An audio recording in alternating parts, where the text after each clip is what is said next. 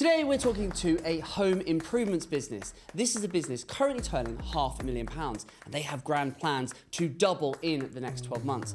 Problem, leads. Leads. How do they get more leads, more quality leads, when they don't have a clear and concise marketing strategy? Let's see if we can help our guest today to double his business in the next 12 months. Welcome to Grow with Evergreen, the podcast designed to help you grow your business by providing practical insights into all things paid media, creative and digital strategy.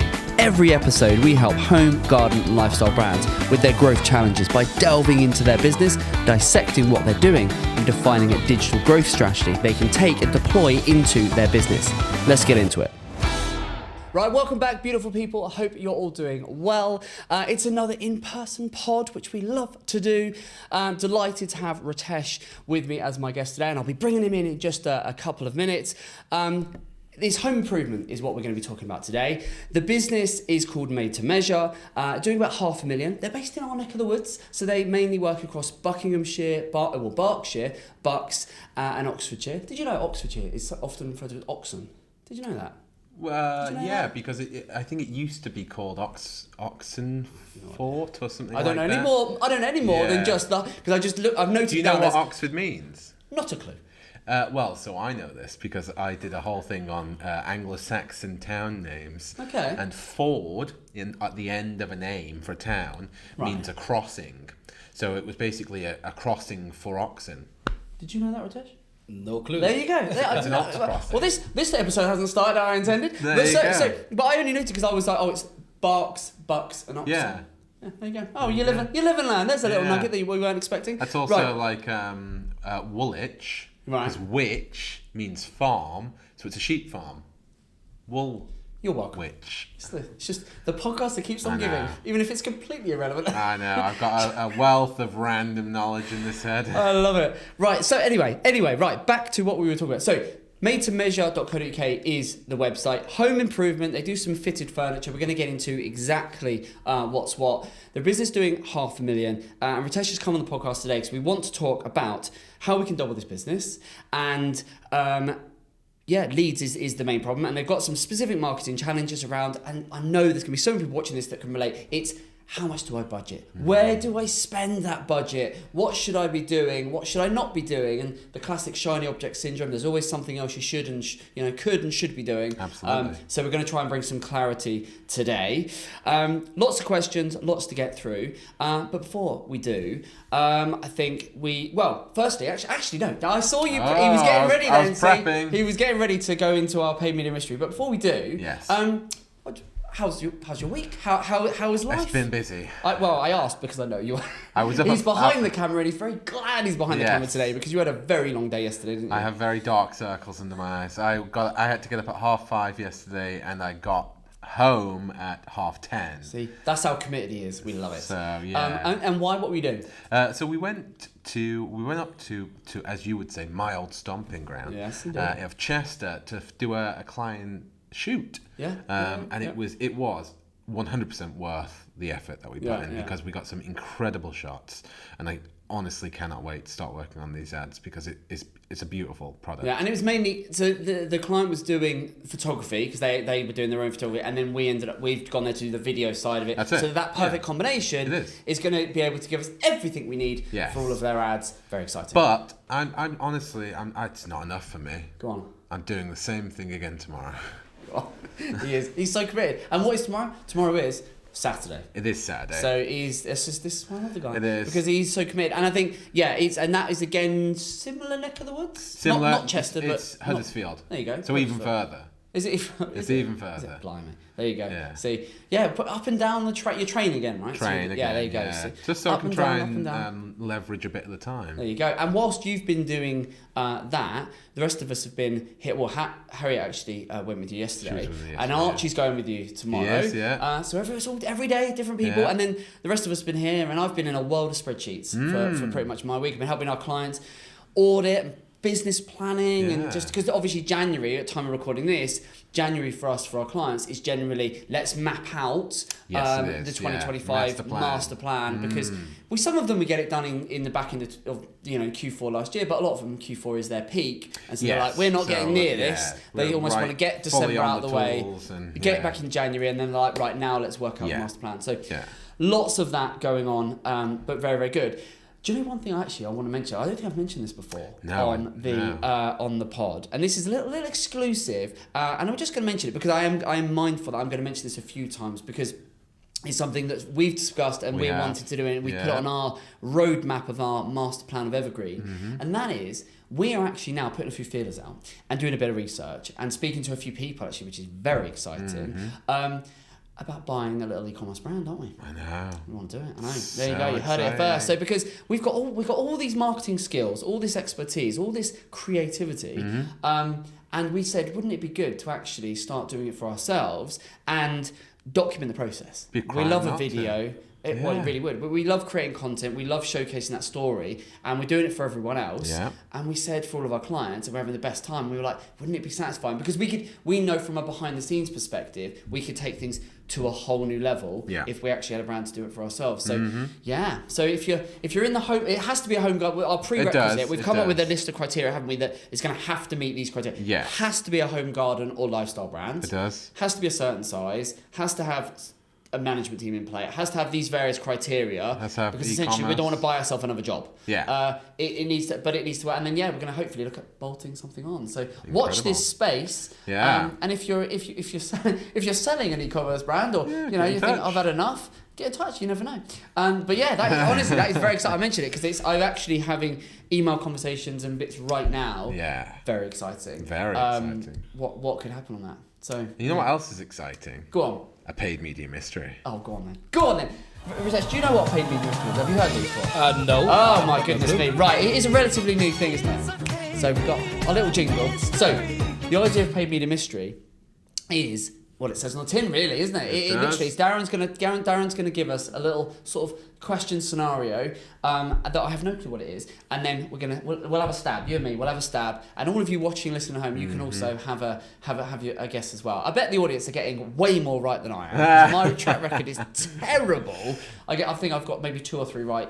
You've got some. Though I will say, for your credit, the ones you've got right have been incredibly pinpoint answers. Yeah. So a couple of them. What you know. Yeah, well, what I know. There's just a lot I don't know. But go for it. Come on. Let's go for it. Let's do it. Let's do it. Today's answer. The question for today. We are talking about keywords on Google. Okay. And specifically UK, because I know you like it. Nice. Yep. Thank you. Good. What is the most searched keyword on Google in the UK? Now, I will give you a little hint. Go on. It's an interesting answer. I don't want to give you too much because I could very easily give way too much away with this. And is it a single key word? It's a single word. A single word? A single word. And it's the most with millions of searches. Broad. Millions of searches every month. Okay. It's I don't want to give too much away. Interesting answer. It's a very interesting answer. It's going to be...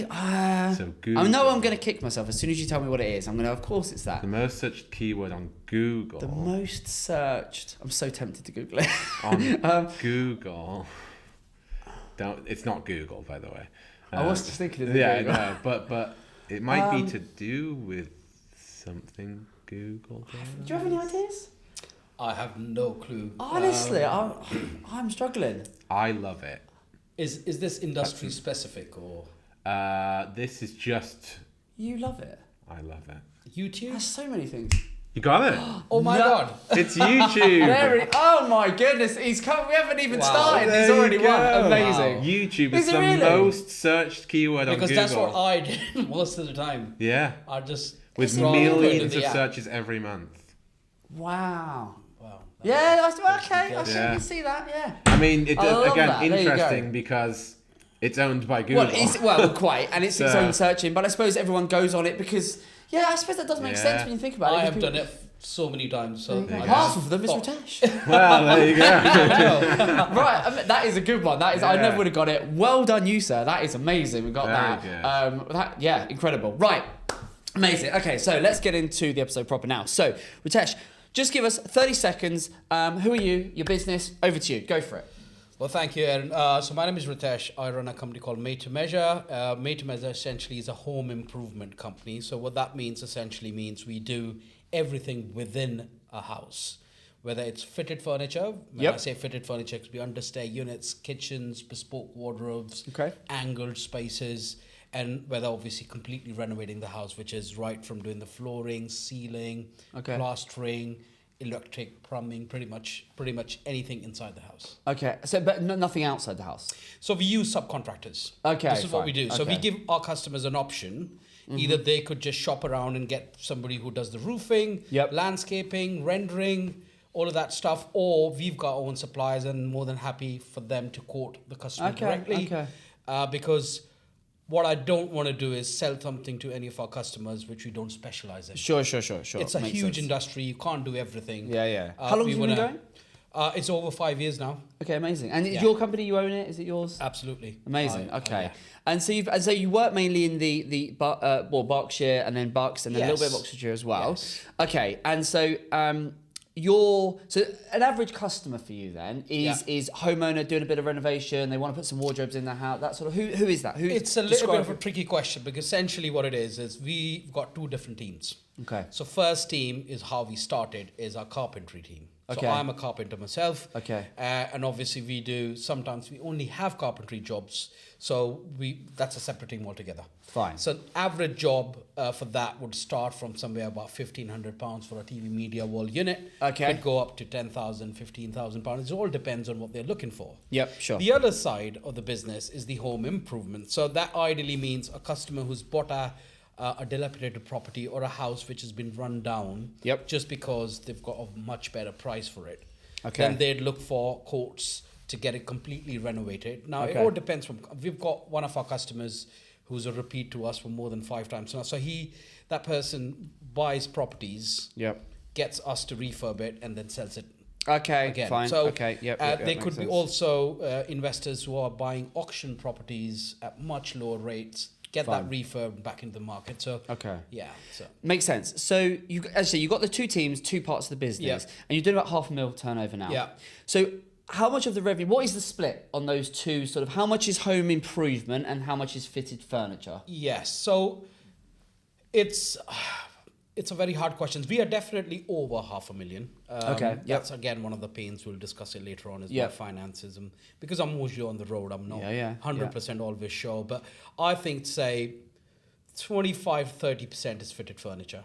Okay, so we're sort of home improvements. So if we said it was sort of maybe 1/3, 2/3, or 25%, 75%. That would be that sort of split. But that's just good. It's good to sort of know that it's kind of a 1/3, 2/3. I think 1/3 would be the right way to say it, fitted furniture, and then 2/3. Yeah, 2/3 home improvement. Okay, it just gives it, for me and for you, it's just a perspective on, there'll be people watching this to be able to relate to that. Yeah. So fine. So that makes sense.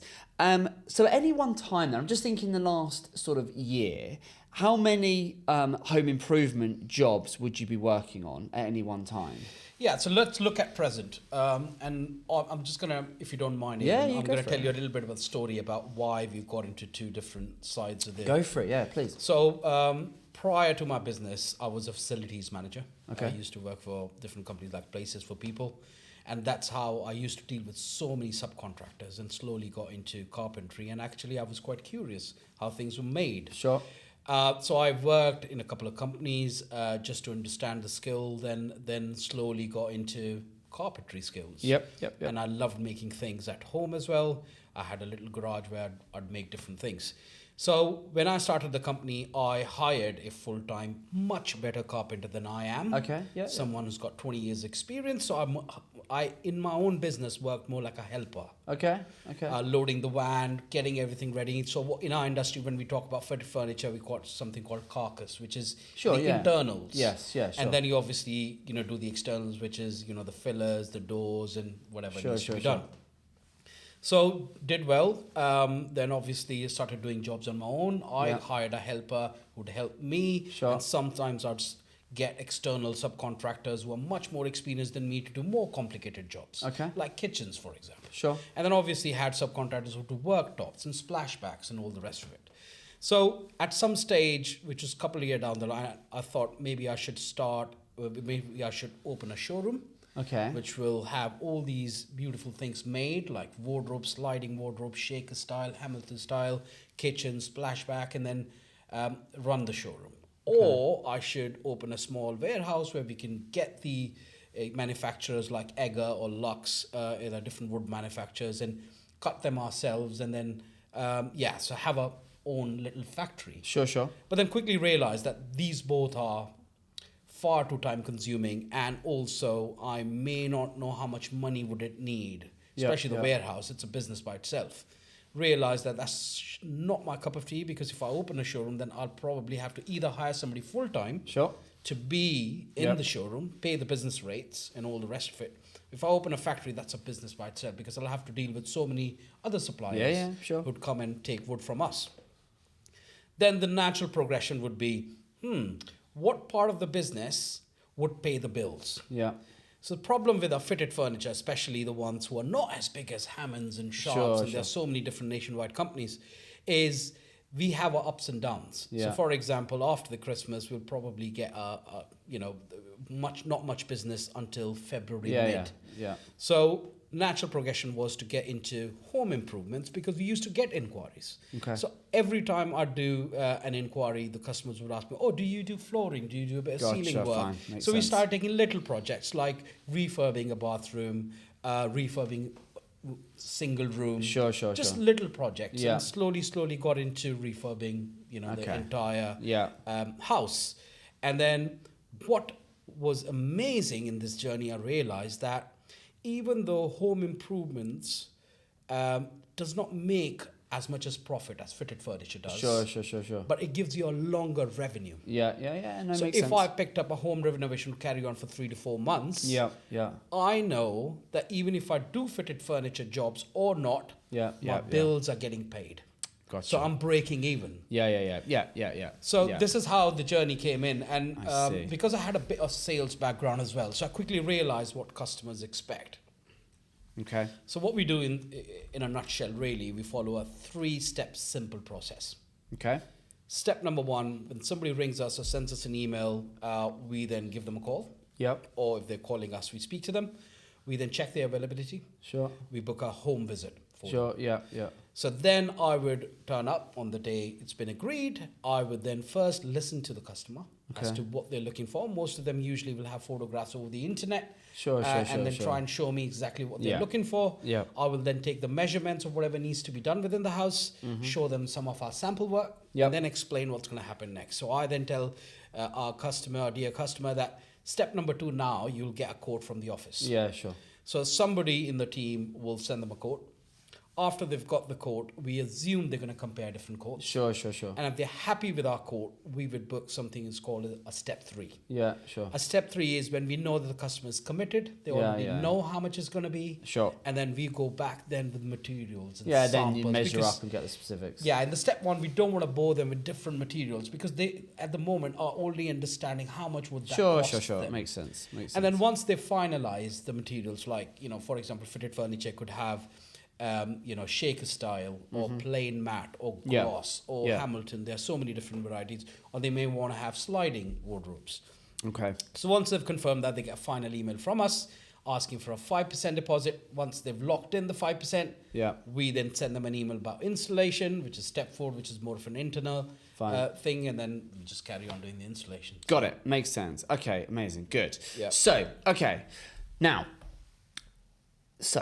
let me think. So, how much is the home improvement side of it? What's an average customer value? It makes sense that's over a long period of time. That's 2/3 of visit. But what's an average? If a fitted furniture is anything from maybe £1,500 up to 10 grand, what's a home improvement? So it starts from 10 grand, I'd say. It can go up to 50, 60, and how 70,000. And how many? So, are you only working on one home improvement project at any one time. Exactly. Because it might go over 2 or 3 months, and then you go to the next. This is exactly why I'm not a builder. So I don't call our company as a building or a construction company, because we are only focused on the internals. So what I'd be fair in saying, just because I want to get the measure of this, and I want to get into your market challenges, that you are using now, you've worked out that with your business model, you use the home improvement side of the business to pay the bills. Yes. This is the way I'm seeing it. Yes. And then the fitted furniture is almost the icing on the cake. That's the profit, essentially. Absolutely. Yeah. Because if the home improvement can tick along, 1 or 2 jobs running concurrently, that's going to pay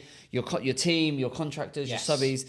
And then beyond that, the extra $2,000 here, $3,000 there, $5,000 there, that's the profit, that's the margin. Absolutely. Is that pretty much the level for that? Absolutely, yes. Good. Right. So, and you've got 5 employees, and then you've got 4 or 5, including yourself, and then you've got some subbies. Yes. So it's a lean setup. Yes. And so what is your role right now? So I'm putting 2 caps at the moment. So I do a bit of operations and I do sales. So I do all the step 1s and step 2s. So are you on the tools anymore or not really? Are you doing I'm any of this stuff? constantly on the road. So there are 2 important jobs. First job is to attend the appointments, which is the step 1s. Yep, so you're doing sales. Making sure, so I do carry a laptop with me all the time in the car. Sometimes I'll probably just take a break in services or somewhere and just send the quote over. Sure. I do have a part-timer who will jump in to send the quotes or make calls or follow up with customers and all that. I don't do any of the calling stuff. I do have templates. So we do use a CRM called HubSpot. Yeah, sure. So just try and organize. And then the other important part of the job is making sure we are starting the job on time, making sure all the ordering is in place. So you're doing like ops and project management. And then I am the account manager for every customer we take on board. So right from start till the end, that's what they know. They always Ratesh, this list of all these jobs you're doing is just growing, my friend. This is a problem. Yeah, it is. I'm just overdoing things. Are you getting any sleep? No, I mean, obviously there are times where it's just, I mean, you're doing that is the cloud. I mean, the list there. You start, sales, marketing, and then there's the operational side, making sure everywhere's doing what they should be doing when they should be doing it. Then project manager. And if you're the project manager, the go-to person, then you're the account manager for the client. Yeah. Okay, that's a lot. And sometimes I'm working on the site. In our industry, sometimes people don't turn up, or sometimes you have subcontractors. Blimey. They've given you a particular time, and they won't turn up. Do you have your team? Do you have who's your next in command in your team? Yeah, so I've got a full proper experienced carpenter. Okay. And I've got a general builder, which is full-time as well. Okay, fine. And I've got 1 helper between the 2 of us. Okay. So why do we need 1 helper between the 2 of us is when we take let's say a renovation project, initially you need more manpower to strip everything down. Yeah. After that, you need 1 or 2 people just to carry on getting the structures, plastering and all that. Some of it is subcontracted, like skimming and all that stuff. So obviously I stay in the middle and work on sites wherever it's needed. But we never ever take more than 1 site for renovations. Okay, interesting. And but if we're thinking about growth and we're thinking about doubling the size of the business, 'cause that's really what I want to arm you with today is some food for thought, a different perspective maybe that you can take away and go, okay, if I want to double, this is how we do it, because that's our business is growing businesses. Yes. So you're only doing 1 sort of home improvement project at any one time. Yeah. So when you're thinking about doubling your business, to your mind, what does that mean? Are you going to have to be running 2 projects at any one time or 3 projects at any one time? There's good and bad news, Aaron. So good news is I know it's a mathematical game. I know what we need. Okay. The bad news is we just don't know how to do it. So go on and give me those numbers. What do you need in terms of numbers? What I've seen on my CRM that I need to run over £1 million successful business. I need to have at least 4 and ideally 5 appointments every week. Okay, so you need 4 appointments. Okay, and of those, you will convert how many? Of those, at least should be 1 renovation inquiry and rest all of them fitted furniture. Okay.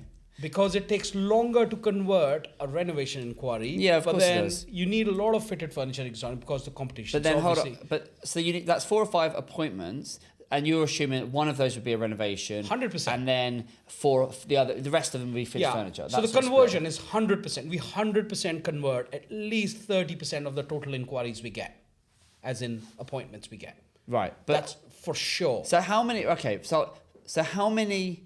Okay, continue because I'm going to run these numbers. I'm just going to tell you. Carry on. Yeah. So essentially, what we need is every week we need to have 5 appointments. Out of that, at least 3 or 4 would be fitted furniture ones. Yep. And at least 1 renovation inquiry, whether it's a bathroom inquiry or a renovating a house Yeah, or sure. anything. Yeah, in fine. general. Okay, carry on. And then what we do is we definitely get 30% of that business. So essentially, what I lack in couple of weeks, I'll have appointments and I'm running around and doing all of that. Then there'll be a couple of weeks of we'll have no appointments, and I won't do any effort to get those appointments. Fine. So obviously that's where the dip is. Yeah. Because by the time these inquiries get matured and we get the job done, we don't have any more in the pot. No. Because an average span of a fitted furniture inquiry is from decision making, Sure. from 1 week to 2 months. Yeah, sure. Renovation's completely different. Yeah. It will be at least 1 month to 3 months. Yeah, fine. By the time they make a decision, unless they really, really want to get it done ASAP. But Fine. So how many? So you said. So I'm just. There's something here that I'm not quite sure about. So you said 4 to 5 appointments a week. yeah, And then, but how many actual sales do you need on a weekly basis or a monthly basis? easy. As long as we get 1 renovation a month. So you need, okay, but to do what revenue? Is this your current revenue? So that's a tricky one. Yes. No. This is for us to reach the million. So to do £1 million, you need 1 renovation. Yeah. Conversion. 1 conversion. One sale. Yeah. So one. Okay, Yeah, but one you sale. so you need Yeah. 1 home improvement conversion. Yeah. Okay, per month. Yeah. And because on average, that's what. Surely you need more than that though, because if you only got No, one a as month. long as we get 1 fitted furniture conversion a week. No, Albert, no, but that's not going to matter. That's not. I can tell you now, it's not going to add up to $1 million. Right. So hold on, because to do £1 million Yeah. turnover. Yeah. And Darren, listening to this in case I'm going mad here. Right. So you've got your target is £1 million, right? And these are I love these conversations. This is welcome to my. I'm actually looking forward to welcome learn. to my life, because this is how I spend my days. So right, let's work it out together, chaps. Now, so we want to do £1 million. Yes. You've said your average customer value of a home improvement customer is anywhere between 10 grand and 50 grand. Yes. They might have some that are higher, but as a lowest point, they're going to be 10 Absolutely. grand. So if we took an average, what would you say is an average? If you looked at the last 2 or 3 years worth of doing home improvement work, what would you say is an average? 20,000 or so. Right. So let's go in the middle. Let's say 25 grand. Yeah. Let's say, right. So Good. on average, Yes. right, the AOV on that is going to be 25 grand. Yeah. So if you've just said you need to win 1 of those a month. Yes. So if we won 20 on average, Yes. 25 grand, Yes. right, times 12 Yes. is going to be 300, right? So that's 300k. Yeah. But the role that you've said that typically in your current £500,000 turnover, home improvements plays a 2/3. You've got 2/3 of your business comes from home improvement, 1/3 comes from fitted furniture. So if we're going to be £1 million and we're going to envisage that ratio continues the same, right? Then we need the home improvement part to play the role of 650 grand's worth of revenue, not 300. So straight away, Should be at we least need to 50 a month. we need to double, and that's assuming an average AOV. Now the average some will be higher, some will be lower, Yeah. but we need to take an average. Yeah. So you need to have twice as many as you're thinking about to hit $1 million. And I think what the numbers you've just said there, I think are what you've based those on what you are currently doing, because those numbers would be right for $500,000. Yeah. They are not right for $1 million. Yes. Yeah. So Yes. so that for me, you need. If you wanted to stay at $500,000 turnover, then yeah, you're absolutely right. 1 of those with an average sale of about 25 grand, you get 1 of those a month, which is basically what you're doing now. Yeah. Means that's going to account for about 300. You've then got the fitted side, which probably accounts for a couple of 100,000. There's your $500,000. That's your business today. Yes. But we want to double. So we need to, keep the math simple. We just want to double all of those. Yeah. So I think what we need to do is you need to be thinking about, we need 2 home improvements. Yeah. If you can hear me typing, those of you listening in, you'll be able to hear me. These are how we work out the magic. So we need 2 home improvements jobs with an AOV, an average order value of 25k. Yeah. If we did that, that would give us 600 grand, Yeah. which would mean the other 400 would come from fitted. Yeah. And now let's work out the fitted. So hold on. So we need 2 jobs. This is good. I want to give you this so you can literally walk away with an exact plan. The other way to also think is, when I say 25 grand, you're talking about a partial renovation. Yeah, of a course. particular- Yeah, if it's you could have some that's going to be much bigger, right? Yes, exactly.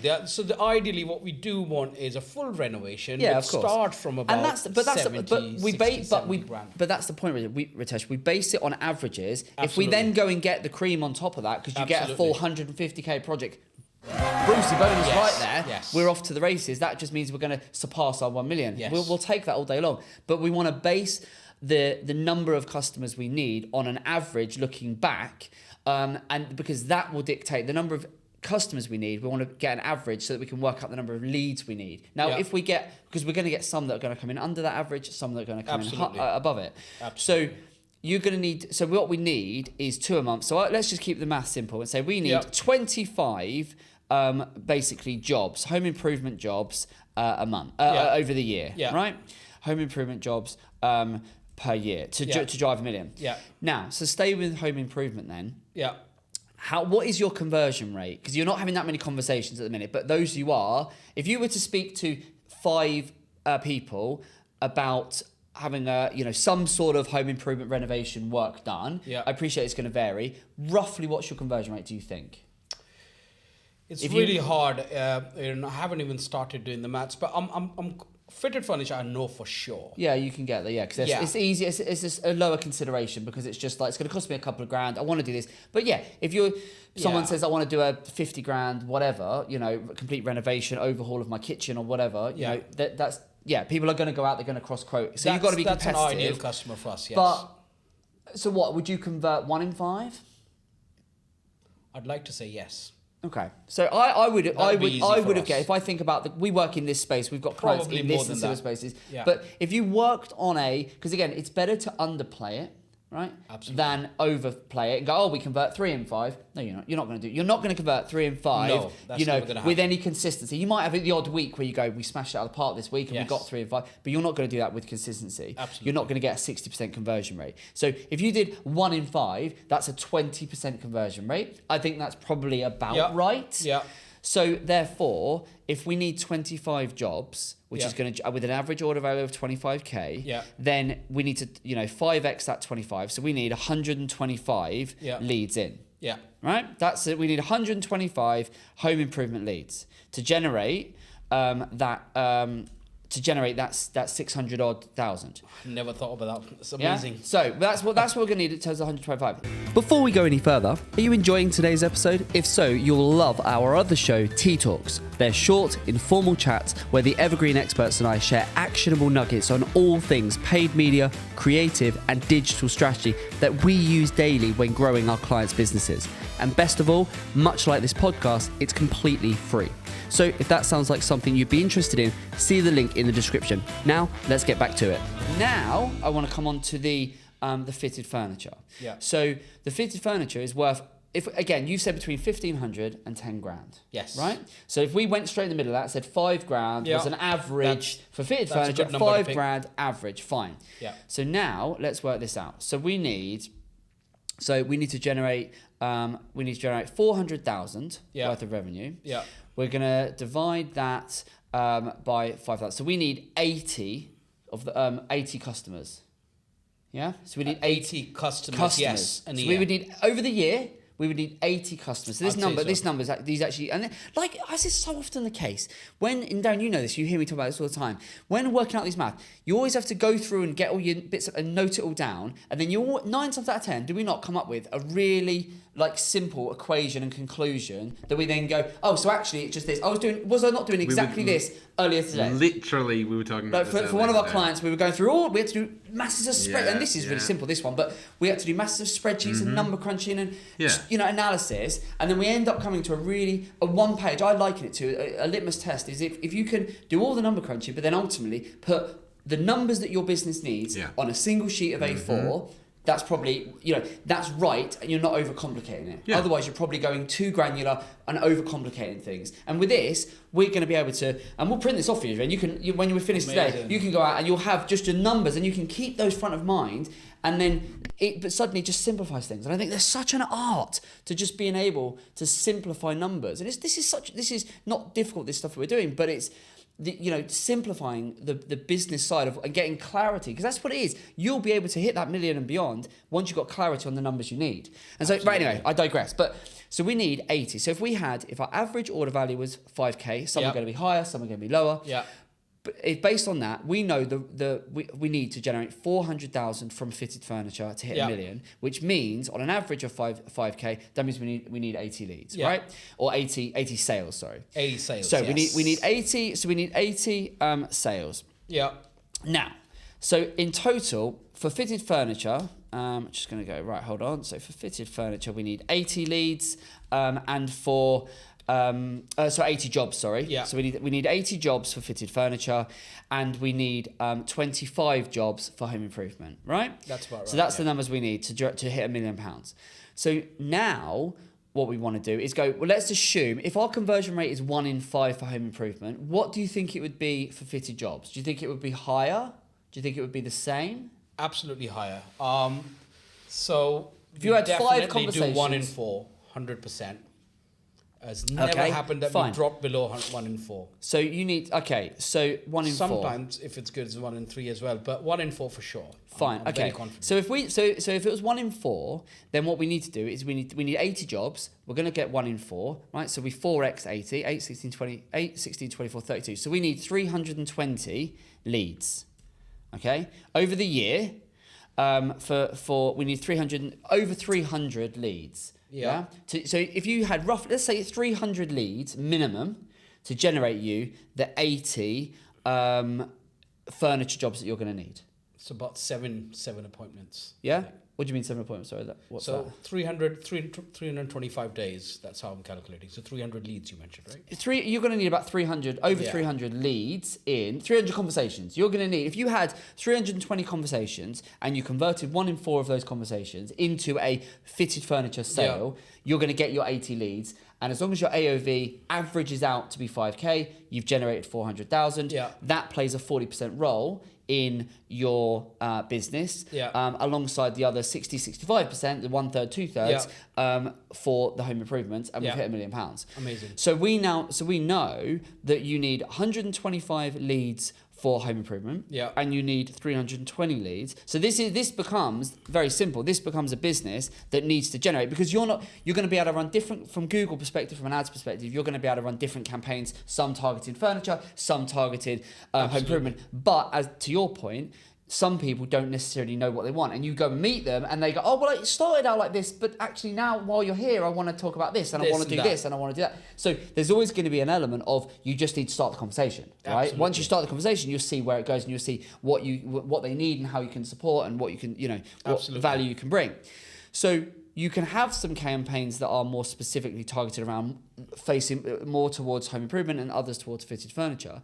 But fundamentally, this is a business, you need 450 leads a year, right? Because you need 320 to get your fitted furniture quota, and then you need 125 for things. So roughly, you need 450 leads. Yeah. Right?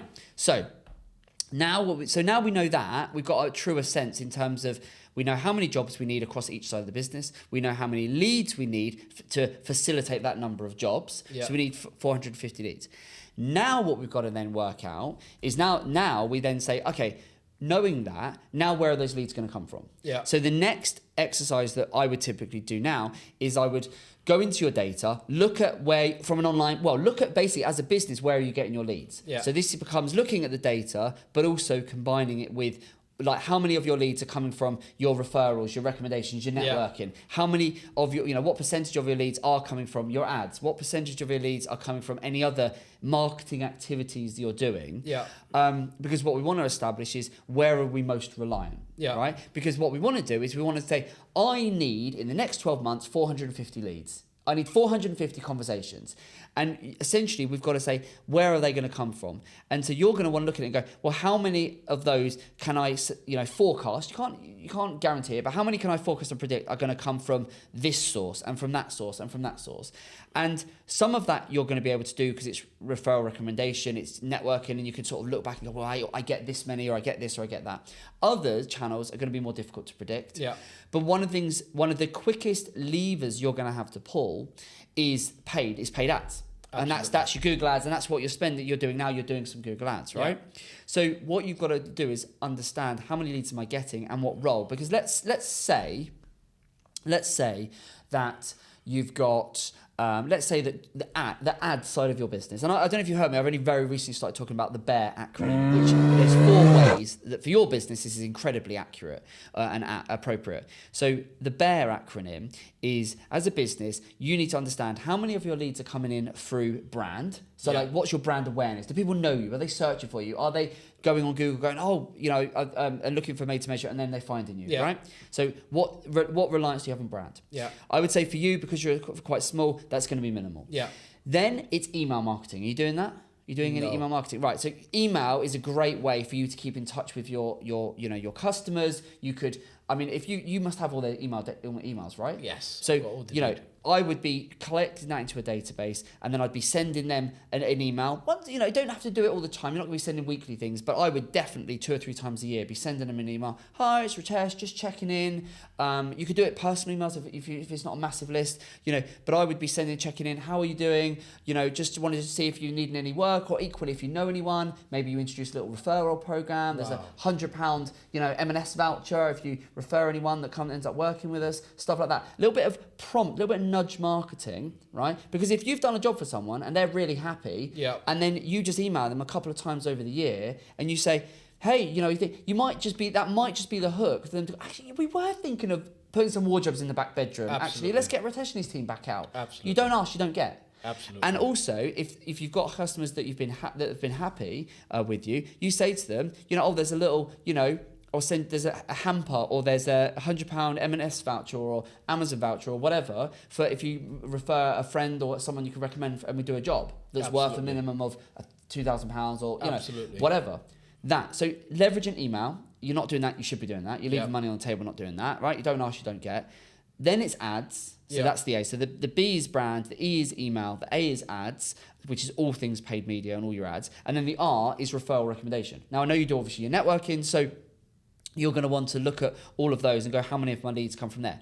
Now, if we assume that we need 450 leads, let's assume that paid ads plays accounts for a third of your leads. Yeah. I would say it's probably more than that, but let's say it accounts for a third of your leads. Right? Then we say, okay, so of the 450, I need 150 of those to come from ads over the next year, right?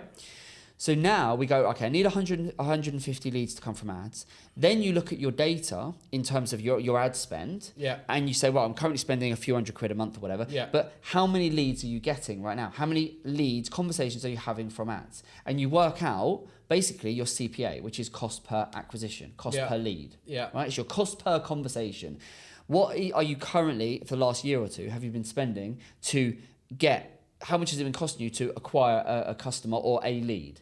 Right? And from there, you can then work out, well, I need, let's say on average, I mean, do you know those numbers? Do you know how much from Google it says that it costs you? How much does it cost? So with Meta, it's a little bit confusing because apparently it works on algorithms. But on an average, they all do, a lead would cost us anywhere between £25 to £40. So, and that's for a lead. That's not for a customer. That's just to get someone to phone inquiry. For an inquiry. All right, perfect. Okay, so let's say... So, right, let's have a little look at this. So, let's have a little look. So, we need... So, I mean, that if it is that cheap, I mean, that does feel very cheap for 25 to £30 for a lead. And how many of those were you getting? Are you getting on an average week or average month? So, on an average, I spend just about 400 to 600 on Meta. But again, because Aaron, I haven't actually done what you're doing. So I may be wrong. Yeah, no, fine. I just haven't sit down and actually calculated. Exactly. But the other day I was just doing a random calculation. So how much money has gone on my account. Sure. You have to just put your card details. Yeah. And then I calculated that and I came to roughly about 25 to 35. But again, the quality of leads. So maybe the ads we were running were not good either. Exactly. Well, that's because the quality of leads wasn't that does. I'll be honest. That does feel very cheap to me in terms of those leads, particularly owing to what you do. I'll be amazed if that is accurate. Yeah. But it might be that you're getting those leads in, but the ads. again, it comes down to the quality of those ads. Because if you're getting loads of leads come in, but 99% of them is absolute useless, there's no point. So there's lots of, it looks to the Bear quality in mind, and the relevance and so on. Those leads turning into appointments is also low. Yeah, so I haven't discussed that. Exactly. So obviously you're 100% right. That's the quality of leads I get. Yeah. I think it's not good. So exactly. So because that's exactly it. Because you've got the next. So let's say you're getting. So realistically, to book a customer appointment, step one, we probably are spending near to £100. Yeah, I mean, what we don't want to do is assuming. We're guessing. We don't want to be guessing, but that's. With a bit of, it's difficult, we're not in your account, but if we were, we could look into it and we could say, what is the cost per click? And these are the calculations that anyone who's going through this, has been through this, needs thinking, well, I need to get a better understanding of my marketing, I need to better understand and forecast. And this is what I spend my days doing with small businesses, with bigger businesses, is working out what is our cost per acquisition. What do we need to invest in marketing to drive the growth to where we want to be? Absolutely. And we start with exactly as we've done with yours. We start with the end in mind. We understand the makeup, the DNA of the business. Yeah. We then work out how many leads. And now from this, we go, as a business, in this case, we need 450 leads. Yeah. We need to go, well, how many of those are going to come from, in this case, ads? And then once we understand that, we need to say, okay, in order to get that number of actual quality leads, how many inquiries do we need through a Google ads or a Meta ads or whatever? That data we're going to be able to leverage, if we've got it, what you've previously done. Yeah.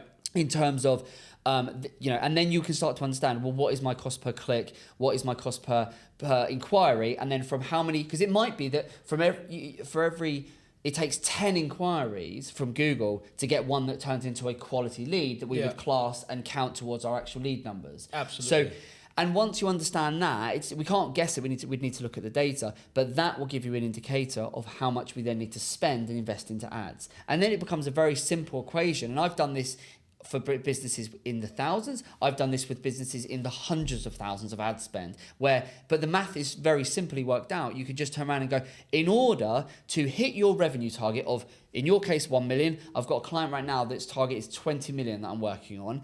And it's a case of saying, right, in order to hit your revenue target of that, the role that ads is playing in your business is currently 20%, 30%, 50%. And right now, your data shows that you are getting a 3x, a 4x, a 5x return, or you're getting this a portion, you're getting 1 in 5 leads or whatever it might be. A lead is costing, or a sale is costing your brand, your business X. And so therefore, you can just work out, well, if we can buy a customer, we can buy a lead, we can buy a sale for X amount. And then it just becomes, well, how many of those do we want?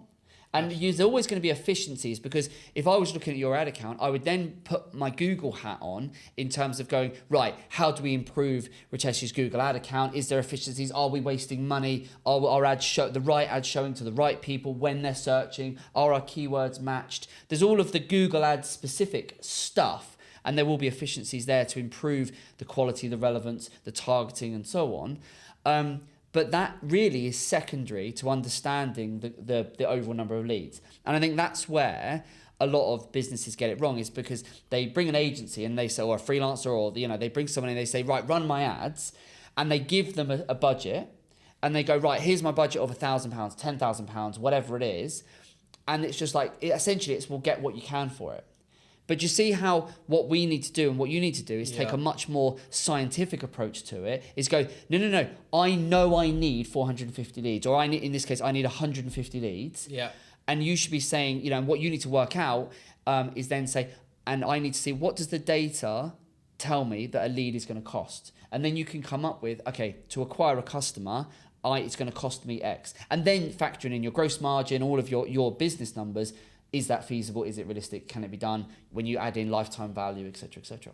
So does that make sense? It take a much more methodical approach, Absolutely. But that's how you do it, and you remove the guesswork. And so what happens is you end up then getting into a scenario where you can look at it and go, in order to generate that level of revenue, my investment into ads needs to be, £50,000 or £60,000 or whatever it is, and you can. And so we're able to say to clients, and we go to them and we work exactly these numbers out for them, and we say, in order to hit your revenue target and pay and ads to play the role that it needs to play in your business, you need to invest X. And so I'm just going to look at your numbers. You said, obviously you haven't got access to your ad account, but you said you were spending about 800 a month on your ads. Is that about right? Yeah, but the other thing I must say, Aaron, is I haven't actually explored the Google ads. We tried it. It was a hit So and where's that miss. 800 go? Is that onto Meta? Or where's that Mainly goes to Meta. So At Okay. least 600 out of that goes to Meta. We've done. Okay, So I did interesting. try Google listing campaign, Okay. which worked and it didn't work. What do you mean by we Google spent- listing? So there's Google AdWords, right? Yeah. So what happened is when I logged into my Google account, it gave me some free credits. So we just took Right, the credits and fine. you pay and you get half of it as free. Yeah, isn't yeah. it? Like This is something never. like that. This is never going to work. Yeah, no. Yeah, but it's- anyway, yeah. so the idea was for me to try. So I tried different ads, Yeah. and I just Look, basically had no clue what I'm I'll doing. tell you, yeah, and that's we what- just stopped it. But, yeah, and I just stopped it. yeah. I've got no clue. As You're to, right to you're right to stop it because it won't work. You know, No. if you go in, it's an art form. It's in the same way as if I Yeah. went to one of your work vans, opened the back doors, and looked at all the tools and went, "I'm going to build a staircase." Wouldn't have a clue. No. Wouldn't have a Scooby. Darren, I don't know if you would, but I wouldn't have an absolute clue what the hell I'm doing. I'd give it a good go. I wouldn't. I'd just look and go, I'm going to call a man. I have no idea. These hands are meant to be behind a keyboard. Not to... No, I don't do manual labour. I might not get up the stairs after I build them. I might go through them. Don't do give it a go. Don't do manual label. I am a no. But these hands are far too delicate. They need to stay behind a keyboard. So, but the point being, you know, you need expertise. You need people that that know what they're doing. But fundamentally, I do so much of this stuff. I can tell you exactly what you need to do in terms of an account. So Meta's great. Meta is amazing.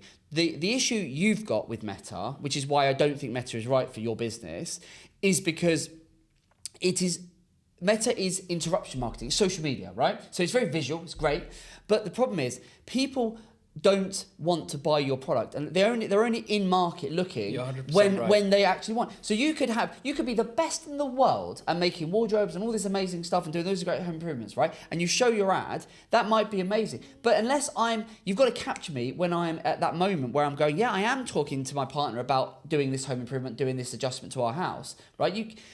But when I'm thinking about that, what am I doing? I'm on Google, I'm actively searching. So the point is, the clue's in the name. With Google ads, it's search-based marketing, it's search intent. People are actively looking, yeah? With Meta, stuff like that, it's for the most part, it's interruption marketing. You're going, hey, this is who we are, this is what we do you fancy it? And they're going, well, no, of course I don't, because I'm not looking for it. Yeah. So Meta, the role that Meta could play for your business is a retargeting. So you should be doing localized, super targeted Google ads, which is in your target area. Amazing. When people are looking for, home improvement specifics, you need to look into your data. But basically, when people are actively raising their hands, they're going onto Google, I'm looking for this, I need and it will be searches, it will be local home improvement companies, local, people will look very specifically, someone to install wardrobes, someone to do this. There'll be lots of ways in which people search. They're the keywords you target, and you target them within a very set target area. And then you're only ever going to capture a portion of that market. And then you use Google and Meta to retarget those folks. So you would, because then, and you only show ads to the people that have been on your website, right? How does that work? That's retargeting. That's like 101. It's 101 simple Amazing. stuff. So for you, if this was my business, what I'd be doing is I'd be saying, right, to dip my toe in the water, I'd be spending, I don't know, £50, £100 a day on ads. Yeah. Again, it would come back to, we'd work out the lead numbers and we'd work that out. But as a rough guy, I know I look at these kind of numbers all the time. So as a rough guide, you should be thinking, say £100 a day into Google Ads, right? In a very localized, targeted area. Yeah. You can even target specific postcodes if you know you've done something, like that. That would be £3,000 a month into Google Ads. Yeah. Then I would be taking probably, I don't know, 25 quid a day, not even that, 20 quid a day, and I'd be putting that into Meta. So you've got £100 going into Google a day, and you've got £20 going to Meta. And with Google, it's anyone that's looking locally within your target area for exactly what you do. Yeah. That's the only time you're going to spend money, is when those people are actively searching. And exactly what that looks like, what keywords you'd need to look into it. And then you use Meta to only those people that have been on the website, when they've been on the website and they've looked, because most people, 9 out of 10 people, are not going to come onto your website that first time and then pick up the phone. or inquire. They're just going to look, they're probably looking at others, then they're off making dinner, then the kids start shouting, and right? So they're not going to inquire straight away. So what you want to do with Meta is prompt them. So you can literally run ads. We do retargeting all the time. You can then have ads that pop up on their Instagram, on their Facebook feed that says, hey, we're made to measure. Are you still thinking about doing that renovation? Amazing. Get 10% off, or get in touch today, book us an appointment for our step 1, and we'll come out and we'll see you completely for free. Very simple and very, very effective. And that way, do you see how much leaner you're being? You're only going to show ads to people when they're actively searching, they're actively saying, this is what I want. And then you're only going to retarget them and spend money on Meta when they've raised their hand and you're saying, are you still thinking about it? Are you still considering? And you can do that over weeks. Wow. So, because you said your lead time can be, from a week up to a couple of months. Yeah. So how powerful would that be? As your brand, you can then stay top of mind with those people, over the next 6-8 weeks by just saying, hey, are you still considering that? Oh, we've still got some appointments if you want to get in, and we can still get your job done before the summer. And you can prompt with all these little marketing hooks, all these little pain points that people are thinking of. That's how you do it. And that combination, that's what we do, massive. But that's what this business needs. That's how you approach it. And you just... it's so simple. It's so simple, but it's very effective. But what you're doing is, as you say, you're essentially spreading the money you're spending on Meta and this, that, and the other. You're doing what lots of people do. So, lots of people fall into this trap of, I'll try and do it myself. It won't work. And therefore I'll kind of go, it doesn't work. And then, you write it off. Or you end up doing things where, because everyone's got an opinion. Do Meta, do Google, do this, do that, do the other. But actually, what makes sense for the business? What is, and what makes sense is super localized. We've got loads of clients where they operate within a set area, whether they're selling products or services. One of our clients, it's not the same thing, but it's very similar to what you do. It's in the building space. They spend tens of thousands every single month on Google Ads, right? And it, as regular as clockwork, it generates some leads because we're going after people that are actively looking for what it is they do in the area they do it. And then we use Google to essentially capture them in terms of when they come on the website, they're interested. And then we use Meta to stay top of mind with them and retarget them. And that combination of search and social, paid search, paid social, is just a cash cow for this client. They just leads after leads after leads after leads. And they've been able to scale their business into the many millions of turnover. Wow. Can I just ask a question, Aaron? Yeah. So, like you mentioned, so you obviously have got a fair idea about number of leads I need for fitted furniture as well as the home improvement. What kind of budget would I need then to hit this mark? Well, that's like you mentioned, beer thing. Yeah, but that is something you're going to have to look at your data, which I can help you with afterwards. I'm more than happy I can have a look at the data. But that is something. You're asking the right question. That's the smart question to ask. What most people do is they go, well, I'll spend $1,000 on ads. I'll spend $5,000 on ads. That's what I feel comfortable with. I've done it before, and it doesn't work. So you take a more methodical approach, and we reverse engineer the number of leads. You now know from this conversation that how many leads your business needs to turn £1 million. Yeah. Right? At least $1 million. You hit all those numbers, the likelihood is you'll be well on your way to 1.5 because the averages on a lot of it will probably be higher. Exactly. But we deliberately lowball it because then we want to surpass our expectations. Amazing. Right? That's beautiful. Amazing. So we know how many leads we need. The data will tell us, and a bit of research will tell us how much we need to invest in leads. And what then happens is sometimes you'll do those math, and you'll get and let's say we run it, and it says to get that number of leads from Google, you need to invest, I don't know, let's say $50,000. Right? Let's just keep it in the math simple.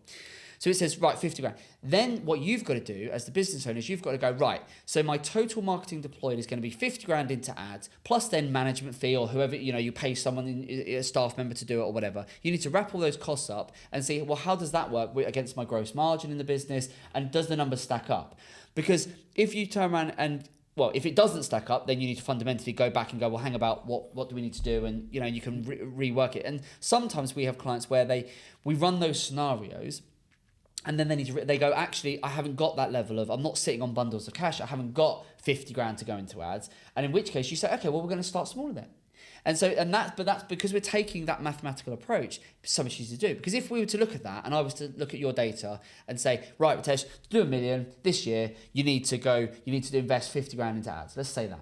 If you were to go, feels a bit steep. Now, the first thing is, the 50 grand, you don't have to spend it all now. You know, you're going to spread that over the year. But Obviously. if you just said the margin doesn't allow, when I factor in everything, it's not quite, which we do have some of our clients will look at the numbers and go, I haven't got 150 grand invested in ads.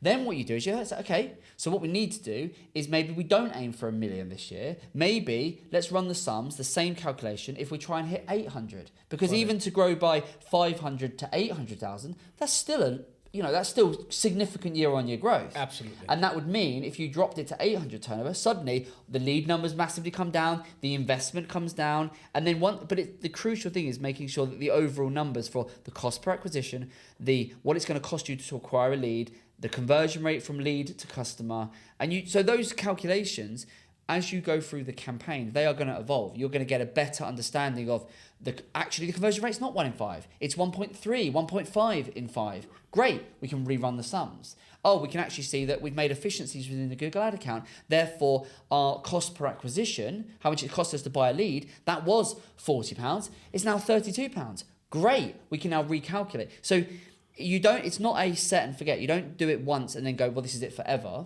It's a constantly evolving thing, but you start with the end in mind and you run out the scenarios. So we'll often, when we're doing it for our clients, is we'll say, okay, you want to hit X turnover? We'll work it all backwards.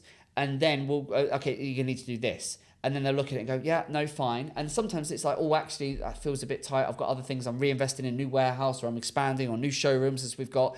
And then it becomes, okay, so if we changed it and we went to this instead, does that work? Does that make sense? So it's a calculation. It's not particularly difficult, and it's just I'm used to it because it's just I do it every day. And I'm very happy if you want me to have a look at your ads afterwards, and I'll just give you and say this is what I think what you'd need to hit those numbers, and then you need to be the one to decide to go, yep, that feels doable, or actually no, it doesn't. Absolutely. I mean, Google is something I'm definitely interested because I've never actually explored it, and I'm assuming these ads would depend on the keywords. Yeah, of course they do. Yeah, and I'm assuming you are the guru of knowing what keywords to hit. Yeah, but because your data, I wouldn't have a clue. I wouldn't know but that's locally what people are searching. As I said, in the same way as I'm not about to go and build some stairs in my house. You know, you need someone who knows what they're doing, of course. Yeah. And that's really what that's it. The keyword. There's 101 moving parts to Google Ads to make it work right. So of course you need someone who knows what they're doing.